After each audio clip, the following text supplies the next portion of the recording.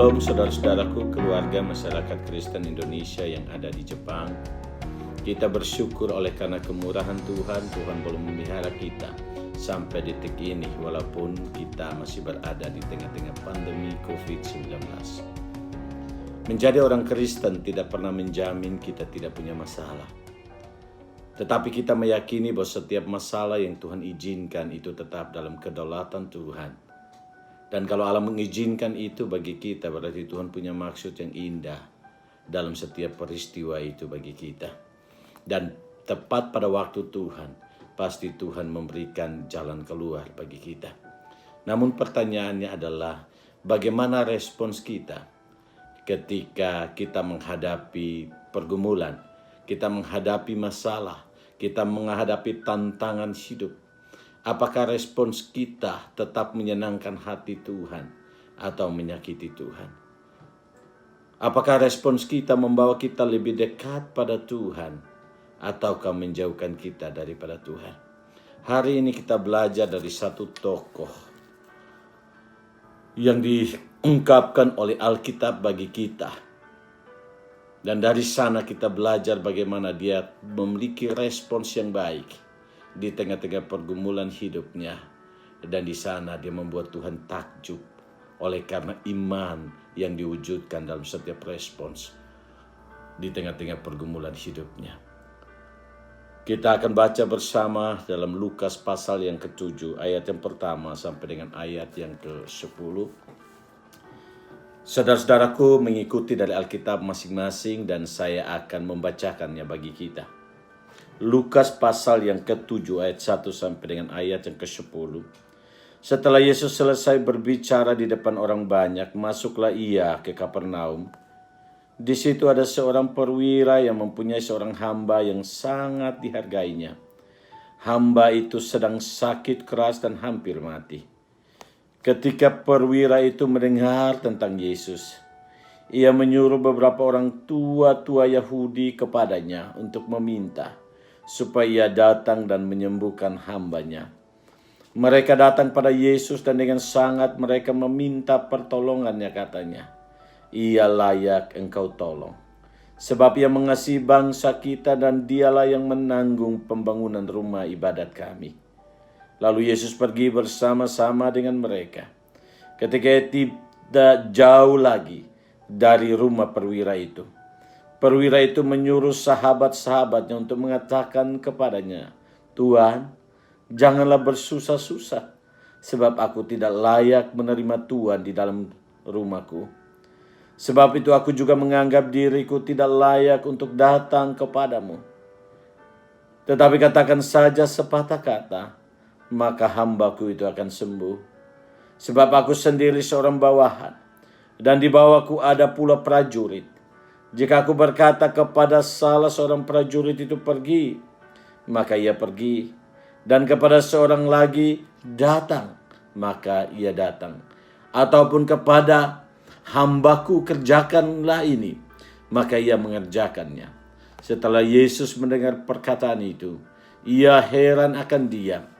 Dan sambil berpaling kepada orang banyak yang mengikuti dia, ia berkata, aku berkata kepadamu, iman sebesar ini tidak pernah aku jumpai sekalipun di antara orang Israel.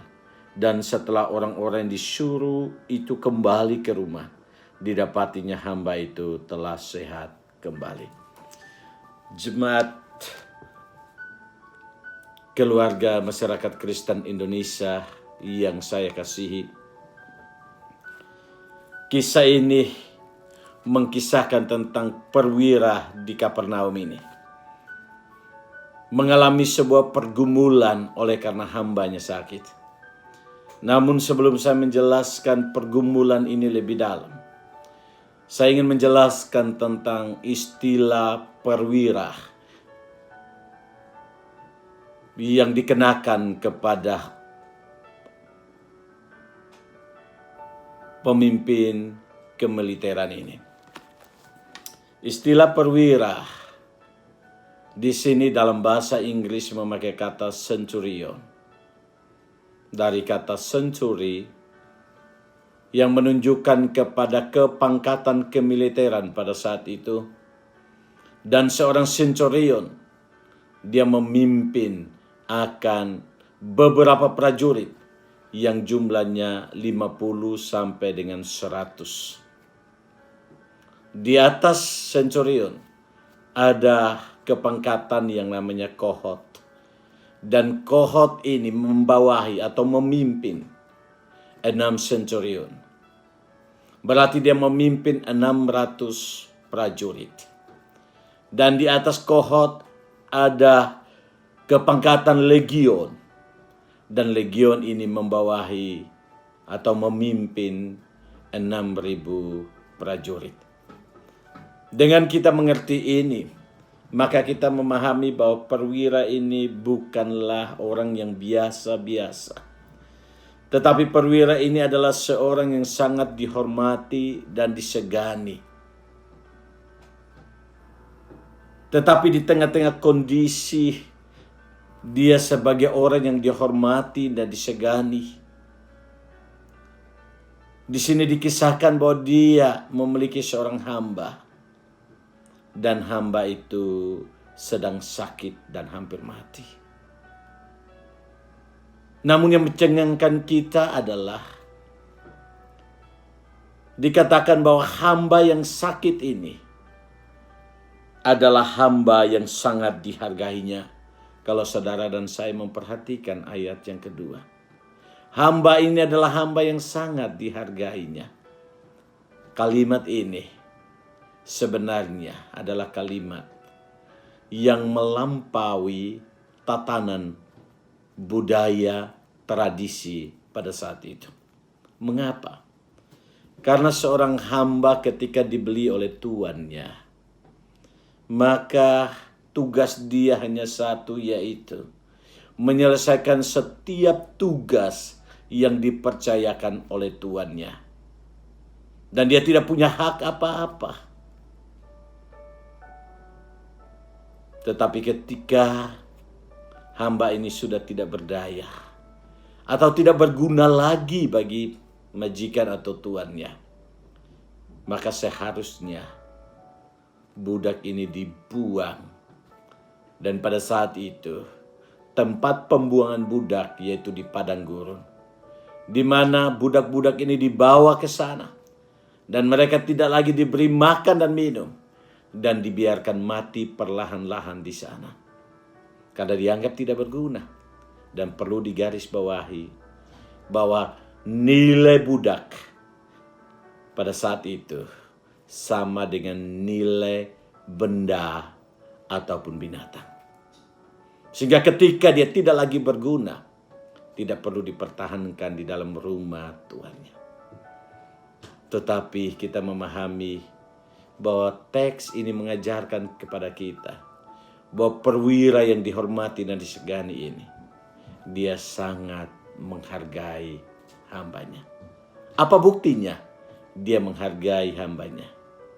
Ketika hambanya sakit, dia tidak membuangnya, tetapi dia mencari solusi dalam pergumulan yang dialami oleh hambanya yang sedang sakit. Dan respons daripada perwira ini yang sedang mencari jalan keluar untuk hambanya yang sakit, itu menjadi sorotan kita. Oleh karena apa? Respons itulah yang mengagumkan Tuhan.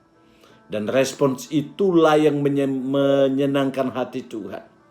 Karena Tuhan mampu melihat sampai kedalaman akan spiritual daripada perwira ini. Bahwa perwira ini memiliki iman yang besar. Responnya bagaimanakah yang kita belajar daripada perwira ini? Yang pertama adalah dia mencari alamat yang tepat untuk boleh menolong akan hambanya. Dan alamat yang tepat bagi perwira ini adalah dia datang kepada Tuhan Yesus. Maka teks kita berkata bahwa ketika dia mendengar tentang Tuhan Yesus, ayat yang ketiga, ingat baik-baik, iman timbul daripada pendengaran akan firman Tuhan. Dan firman Tuhan itu bersumber dan berpusat di dalam Kristus itu sendiri. Dan di sana dia datang. Bagaimana dia datang? Dia bukan datang secara langsung, tetapi dia menyuruh tua-tua Yahudi datang, meminta Yesus datang kepadanya. Saudara-saudaraku, keluarga masyarakat Kristen Indonesia, nanti kita akan melihat mengapa dia tidak datang secara langsung, tapi dia menyuruh tua-tua Yahudi. Saya akan membahas itu pada poin yang kedua. Tetapi poin yang pertama ini membawa kita untuk melihat perwira ini walaupun bukan orang Yahudi, bukan pengikut yang senantiasa bersama-sama dengan Tuhan. Dia adalah non-Yahudi, tetapi di sana dia tahu alamat yang tepat ketika dia punya pergumulan. Dia tahu hanya Yesus yang bisa menolong akan hambanya. Maka dia datang kepada Yesus. Apa yang saudara dan saya mengerti di sini, yang bisa diambil sebagai sebuah aplikasi dalam kehidupan, yaitu setiap masalah yang kita alami, seharusnya kita tahu Yesus bukan alternatif terakhir dalam hidup kita, tetapi Yesus adalah pribadi pertama ketika kita datang kepada Dia. Ketika kita punya masalah, kita datang kepada Dia. Mungkin saja banyak orang Kristen ketika mengalami sakit, yang utama bukan berdoa, yang utama bukan mengundang Yesus hadir untuk boleh menolong mereka dalam setiap pergumulan dan sakit penyakit yang ada. Tapi mungkin yang dipikirkan pertama adalah ke rumah sakit, ataukah mungkin meminta pertolongan dari yang lain. Tapi mereka mungkin lupa berdoa. Timothy Keller berkata, ketika engkau punya masalah, engkau punya pergumulan, siapa dan apa yang pertama kali muncul di dalam pikiranmu, maka itu menjadi ilah atau Allah di dalam hidupmu. Jika engkau mengalami sakit penyakit, yang pertama kali muncul dalam pikiranmu adalah seorang dokter, maka dokter itu akan menjadi ilah dan Allah bagimu. Ketika engkau mengalami sakit dan engkau memikirkan pertama adalah rumah sakit, maka rumah sakit adalah ilah dan Allah bagimu. Tapi jika engkau mengalami sakit dan yang ada dalam pikiranmu adalah Yesus yang adalah juru selamat, engkau bertelut, engkau berdoa, engkau mengutamakan Dia dan menyampaikan pergumulanmu kepada Dia, maka benar Yesus adalah satu-satunya Tuhan dan Juru Selamat dalam kehidupan. Perwira ini, walaupun dia bukan orang Yahudi, dia bukan salah satu murid yang mengikuti Tuhan Yesus, tetapi dengan catatan Alkitab ini, membawa kita untuk mengerti bahwa Tuhan dan Juru Selamat di dalam kehidupannya adalah Yesus Kristus itu sendiri. Mari kita belajar daripada poin yang pertama ini sebagai respons kita ketika kita mengalami masalah dan pergumulan hidup kita. Hal yang kedua yang bisa kita lihat daripada sikap perwira ini ketika dia mengalami pergumulan, dia tidak hanya menjadikan Tuhan Yesus menjadi Tuhan dan Juru Selamat dalam seluruh kehidupannya. Tetapi yang kedua adalah ayat yang keempat sampai dengan ayat yang ketujuh itu berkata, bahwa ketika dia mendengar Tuhan Yesus, dia menyuruh tua-tua Yahudi untuk datang kepada Tuhan Yesus. Untuk menyampaikan pergumulannya, permohonannya supaya Tuhan datang dan menolong akan hambanya. Dan ketika tua-tua ini datang kepada Yesus, mereka memberikan pernyataan kepada Yesus yang berisi sebuah permohonan, yaitu ia layak engkau tolong. Mengapa mereka berkata ia layak engkau tolong? Teks itu berkata bahwa karena ia membantu pembangunan rumah ibadat kami. Artinya apa? Artinya bahwa perwira ini walaupun bukan orang Yahudi, Tetapi dia punya hati yang bermurah hati untuk boleh sungguh lagi menolong pekerjaan Tuhan. Maka pantaslah tua-tua Yahudi berkata, ia layak engkau tolong. Dan Yesus datang bersama-sama dengan tua-tua orang Yahudi. Setelah mendekati rumah daripada perwira ini, cepat-cepat perwira ini menyuruh sahabat-sahabatnya dan berkata kepada Tuhan Yesus, Tuhan, jangan kau susah-susah datang ke rumahku. Aku tidak layak menerima engkau. Bukan hanya berkata, aku tidak layak menerima engkau. Tetapi ayat yang ke-7 berkata, diriku sendiri pun tidak layak. Jadi di sini kita memahami, perwira ini menyuruh tua-tua Yahudi untuk datang menyampaikan pergumulannya kepada Tuhan Yesus. Bukan atas dasar karena dia berjasa dalam pembangunan rumah ibadat. Jadi permohonan dia bukan berdasarkan atas jasa dia. Karena dia berjasa maka Yesus harus menolong dia. Tapi ketika dia berkata, aku tidak layak menerima engkau di dalam rumahku. Bahkan diriku sendiri pun aku tidak layak. Itu menunjukkan bahwa dia datang pada Tuhan dengan meniadakan semua jasanya. Dan dia menyadari ketidaklayakannya di hadapan Tuhan. Bagian ini sangat indah buat saya dan saya percaya itu sangat indah buat kita semua. Bukankah banyak orang Kristen ketika mengalami pergumulan dan masalah dan mereka datang sama Tuhan. Mereka datang bukan atas dasar meniadakan jasa. Tapi mereka datang dengan membawa jasa mereka dan mereka berkata, Tuhan, aku layak engkau tolong. Karena aku sudah setia melayanimu. Aku sudah setia mengikutmu. Aku sudah setia berkorban. Aku sudah setia memberikan persembahan-persembahan. Maka aku layak engkau tolong. Ketika engkau tidak menolong saya, maka engkau tidak adil Tuhan. Perwira ini tidak datang dengan pemahaman seperti itu.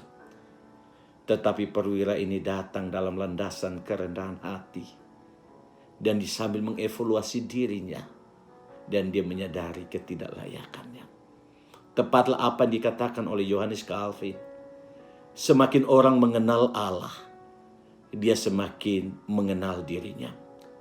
Semakin orang melihat kesucian Tuhan, dia semakin menyadari kekotoran dirinya. Maka di sana, seseorang yang semakin dekat pada Tuhan, semakin dewasa di hadapan Tuhan, dia semakin menyadari bahwa dia hidup oleh karena anugerah Allah. Dan ketika dia datang pada Tuhan, dalam setiap masalah yang dia alami, dia datang bukan atas dasar jasanya, tetapi oleh karena ketidaklayakan dia, dan dia membutuhkan akan kemurahan Tuhan. Ini harus menjadi poin yang kedua, yang perlu kita tanamkan dalam hidup kita, sebagai respons kita. Dan saya percaya bahwa respon yang kedua ini adalah respon yang sungguh menyenangkan hati Tuhan. Karena disinilah membuktikan bahwa respons ini mendekatkan akan perwira ini kepada Tuhan. Karena menyadari ketidaklayakannya di hadapan Tuhan. Respons yang ketiga yang bisa kita pelajari daripada teks ini adalah dia tidak hanya tahu alamat yang tepat ketika dia punya masalah. Dia tidak hanya menyadari ketidaklayakannya di hadapan Tuhan. Dan ini adalah landasan kerendahan hati. Tetapi yang ketiga yang bisa kita pelajari dari teks ini adalah ayat yang ke-7. Dia berkata, aku tidak layak menerima engkau. Katakan saja sepatah kata, maka hambaku itu akan sembuh. Kalimat ini adalah kalimat yang sangat dahsyat. Mengapa saya katakan sangat dahsyat? Oleh karena Kalimat ini adalah kalimat yang melampaui kebenaran tradisi dalam relasi sang tabib dengan si pasien. Pada saat itu, untuk menyembuhkan si pasien, sang tabib harus datang ke rumah daripada si pasien. Dia harus menyentuh tubuh daripada si pasien.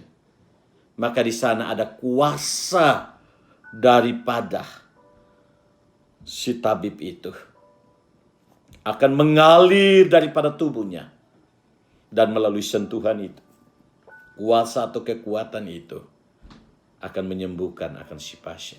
Jadi perlu ada satu sentuhan di sana.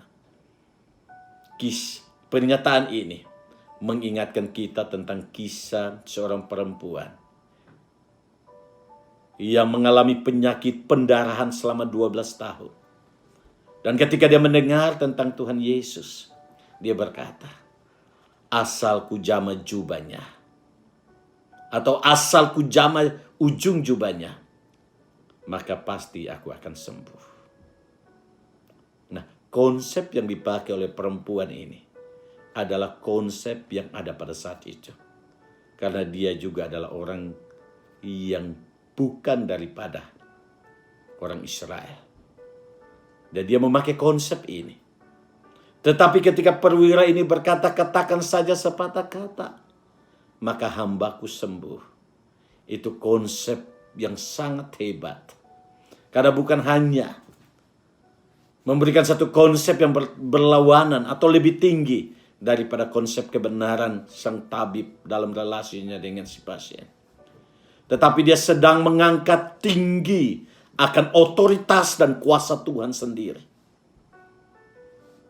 Dan dia menempatkan Tuhan bukan hal manusia biasa. Dia menempatkan Tuhan Yesus bukanlah seperti sang tabib yang lain. Tapi dia menempatkan Tuhan lebih tinggi daripada semuanya. Oleh karena dia mempercayai bahwa perkataan Yesus adalah perkataan yang berotoritas. Maka di situ dia mengumpamakan dengan posisi dia. Dia berkata, di bawahku ada prajurit dan aku katakan pergi, maka dia akan pergi. Tapi ketika aku katakan datang, maka dia akan datang.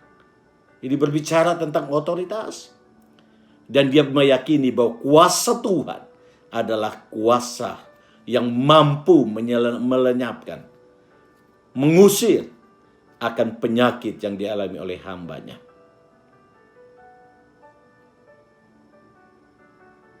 Semua saudara-saudaraku, keluarga masyarakat Kristen Indonesia, perwira ini melihat perkataan Tuhan adalah perkataan yang berkuasa. Apakah kita juga bisa melihat, meyakini bahwa perkataan Tuhan adalah perkataan yang berkuasa?